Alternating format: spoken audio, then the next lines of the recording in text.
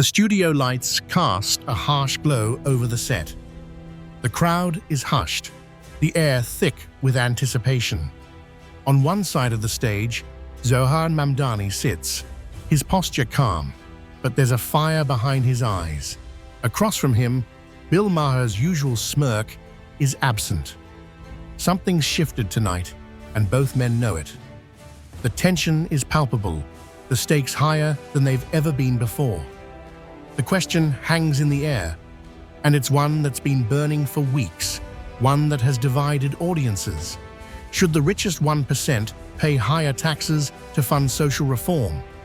Zohran has spoken passionately about it, championing the rights of the working class, calling out the inequalities that plague their society. But Bill Maher, ever the skeptic, isn't one to back down. His sharp wit and biting commentary make him a formidable opponent. As Zohran begins to speak, his voice steady but filled with conviction, you can feel the energy shift. The wealthiest people in this country have benefited from a system built on the backs of others, Zohran states, his words deliberate, measured. It's time for them to contribute fairly to the society that's allowed them to thrive. What's so wrong with that? The crowd murmurs in agreement, but Bill Maher leans forward, his eyes narrowing. You really think taxing the rich is going to fix everything? His tone is dismissive, but there's something underneath it, an undercurrent of doubt. He's not sure, and neither is the audience. It's a setup, a challenge, and Zohran knows it. But what happens next changes everything. As Zohran responds, something in his words shifts, a mix of passion and frustration.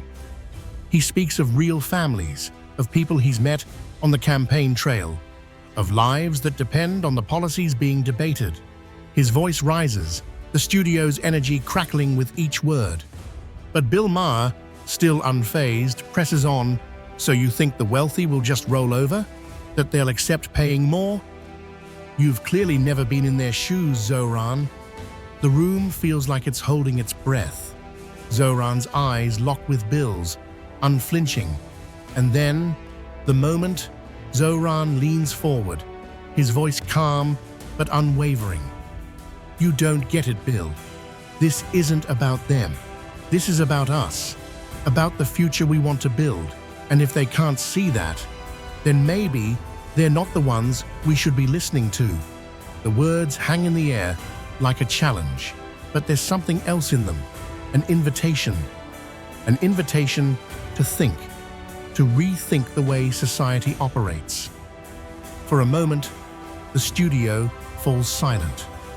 It's as if the world has stopped spinning, all eyes fixed on Zohran, waiting for Bill Maher to respond. But Bill doesn't respond right away. He sits back, his lips pressed together, weighing the moment. The crowd is still, unsure of where this will lead. Is Zohran right? Can the rich truly be asked to shoulder a heavier burden? Or is this just another political ploy?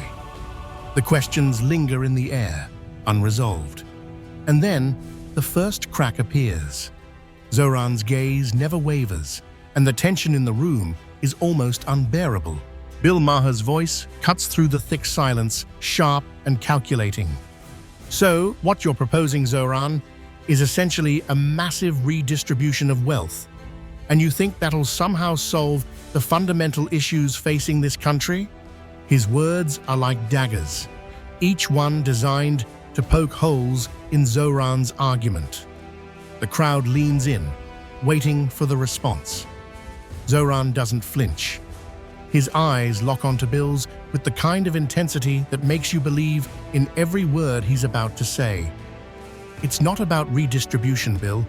It's about fairness.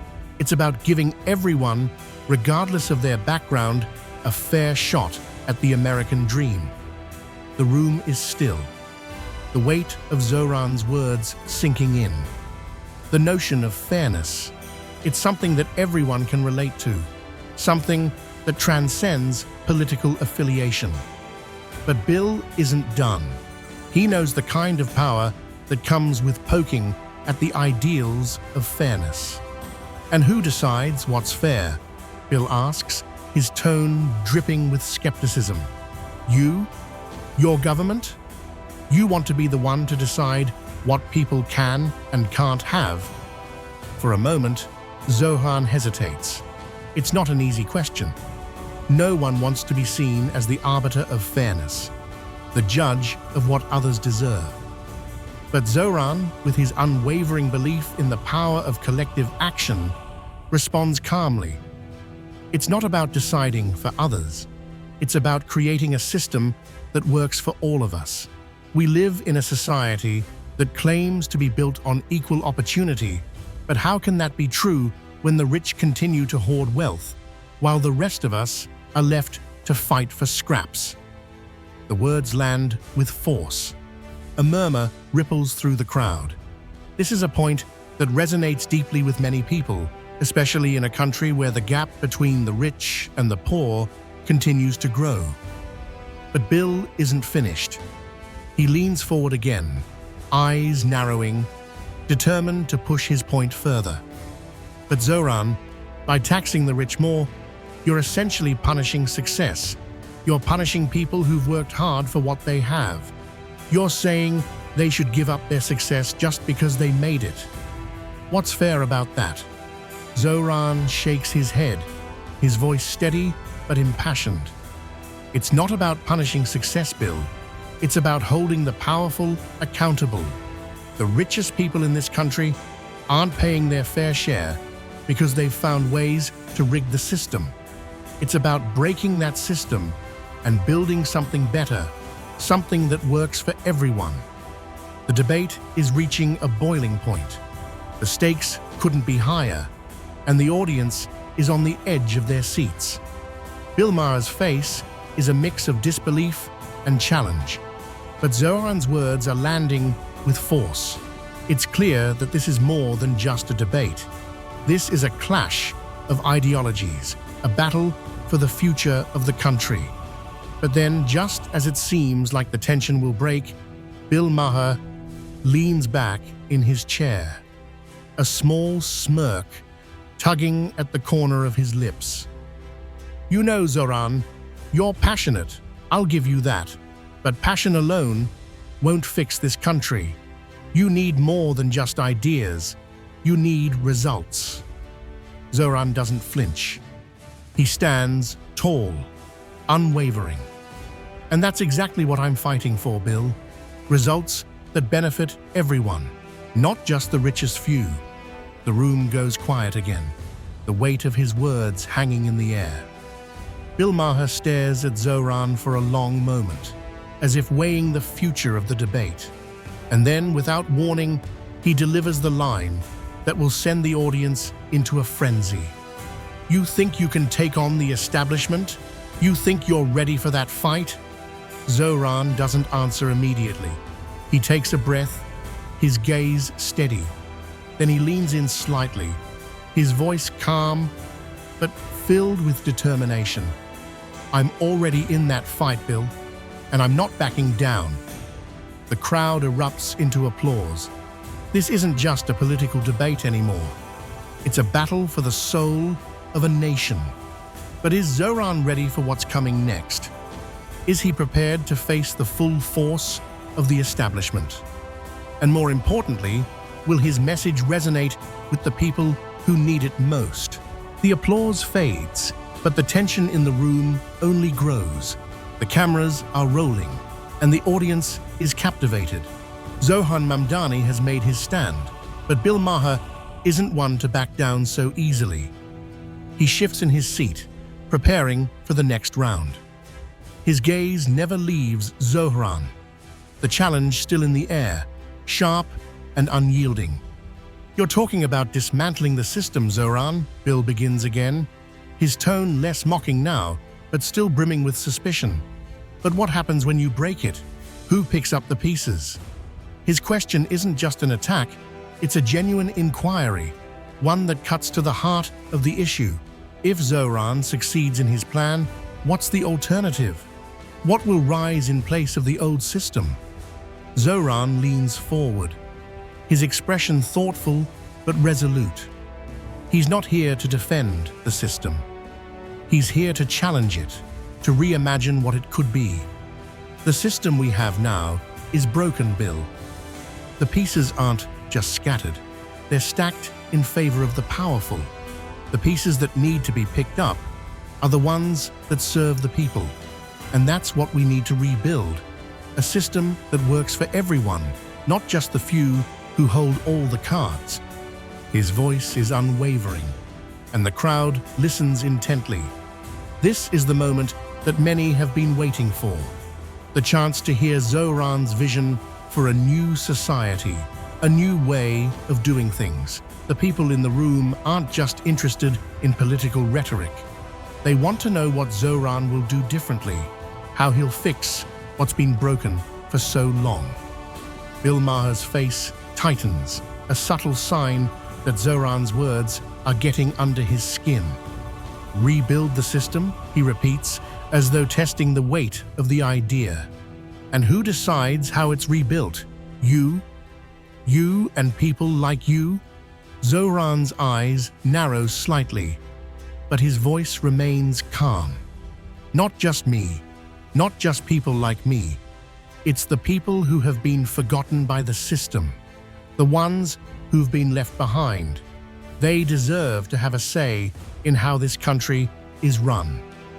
The crowd murmurs in agreement, some nodding, others just deep in thought. This is the kind of debate that sparks something inside of people, makes them think about their own lives and the way the system works or doesn't work for them. But Bill Maher, still on the defensive, presses forward. And you really think that will work? You think the people will come together, that they'll suddenly have the power to change the system overnight? Zohran's expression softens for just a moment. It's not about overnight, it's about progress. It's about making sure that every person, regardless of their background, can have a voice. It's about rebuilding this country from the ground up so that everyone has an equal chance. Bill Maher laughs, but it's not the usual mocking laugh. There's something darker in it now. You think people are going to change, Zohran? You think they'll suddenly decide to be better? You've got a lot of faith in human nature, but you're forgetting one thing. The system has been this way for a reason. It's been designed this way. The rich, the powerful, they've made sure of that, and they won't just let it go. The words hit hard. For a brief moment, Zohran hesitates. It's the kind of doubt that creeps in, the kind of challenge that makes you wonder if change is even possible. Can the system truly be dismantled? Can it be rebuilt? But then Zohran stands taller, his eyes clear once again. The system wasn't built for fairness. It wasn't built for equality. It was built for power. And that's exactly why it needs to be torn down. The room is electric now. It's not just a debate. It's a clash of ideals, a vision of what the future could look like. And Zohran is making his case louder and clearer than ever. But the stakes are higher now, and the question's even more urgent. Will Zohran's vision of a fairer world stand the test of time? Can he rally enough people to make a real difference? And will the rich and powerful ever allow that change to happen? The lights dim slightly, casting long shadows across the stage. The crowd is hanging on every word, every pause. Bill Maher's face is a mask of disbelief, but there's something else there now. Respect. Zohran Mamdani's words have cut through the cynicism, piercing through the defenses that Bill had built up. But this is the final round. The gloves are off, and both men know it. This is where it all comes to a head. Bill, ever the provocateur, leans forward. So, Zohran, you've got your vision. But tell me, how do you convince the very people you're asking to give up their wealth and privilege to get on board with your plan? You think they're just going to roll over? His voice is laced with challenge, but there's something different now. It's less about mocking Zohran and more about trying to understand, trying to find the flaw in his argument, the weakness in his resolve. Zohran's gaze never wavers. He's faced opposition before. He's heard these arguments, these doubts again and again, but this time feels different. It's not about asking them to roll over, Bill. It's about showing them why a stronger, fairer society benefits everyone. It's about creating a world where the people who have the most power, those who've benefited from this system for decades, are held accountable. That's not just good for the rest of us, it's good for them, too. Bill raises an eyebrow, clearly skeptical, but Zohran's words hang in the air like a challenge to the status quo. The idea that the rich might benefit from a fairer society, that's the kind of radical thinking that's easy to dismiss, but harder to argue against. The room is still, and Zohran's voice cuts through the silence. The truth is, Bill, the system as it stands has built walls around the richest people in this country. Those walls are keeping us all apart. But if we start breaking them down, if we start making sure that everyone has a real shot, the whole system will change. And that's the kind of change I'm fighting for. The crowd begins to stir again. The applause starts low but grows louder, a crescendo of support. Zohran's words have landed. For the first time tonight, it feels like the audience is no longer divided. There's a shift, a moment of unity as people start to realize that what Zohran is offering isn't just a political argument, it's a vision for the future. Bill Maher, still unyielding but visibly moved by the weight of Zohran's message, stands up. He takes a long breath before responding.